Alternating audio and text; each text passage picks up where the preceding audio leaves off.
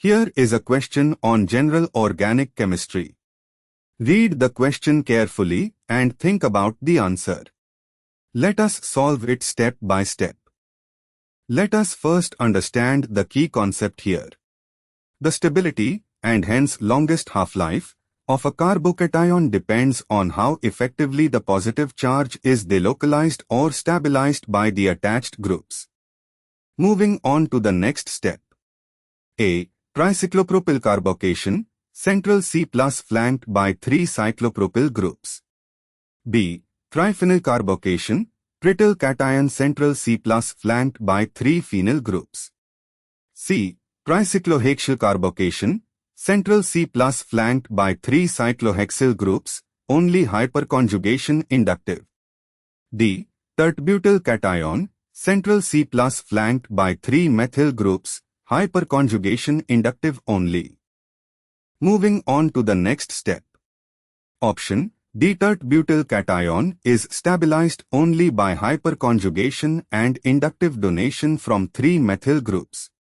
Modest stability. Option C. 3 cyclohexyl groups provide slightly more hyperconjugation than methyl groups, but no resonance delocalization. Moderate stability. Option B. Trityl cation has extensive resonance delocalization across 3 phenyl rings. The positive charge is spread over many carbon atoms. Very high stability. Option A. Cyclopropyl groups stabilize adjacent carbocations through a special interaction called cyclopropyl carbonyl or bisected orbital overlap. The bent Walsh orbitals of cyclopropane rings overlap directly with the empty p orbital of the carbocation, providing extraordinarily effective electron donation, even more effective per group than a phenyl ring, because the cyclopropyl C to C bonding electrons are held in a geometry that maximizes overlap with the empty orbital. 3 cyclopropyl groups acting together produce the highest degree of stabilization among the options given. And for the final step.